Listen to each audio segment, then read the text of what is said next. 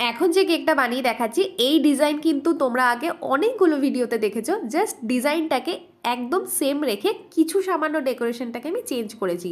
তো সেই মানে একই কেকের ডিজাইনে কিন্তু আমি পরপর দুটো ডেকোরেশন দেখাবো। তো এখন আমি ফার্স্টে যে কেকটা বানাচ্ছি, এটা একটা ভাই আমার কাছে অর্ডার করেছিল।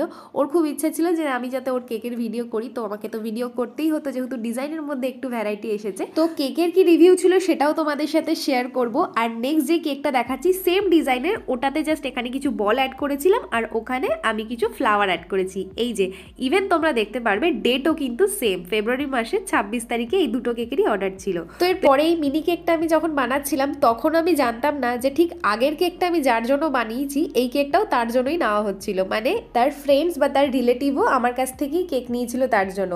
তো যাই হোক, তোমরা শেষে রিভিউটা দেখলেই বুঝতে পারবে। আর মেন যার জন্মদিন ছিল তার থেকেই পাওয়া আমার রিভিউ। তো চলো আজকের মতন এতটুকুই, দেখা হচ্ছে নেক্সট ভিডিও।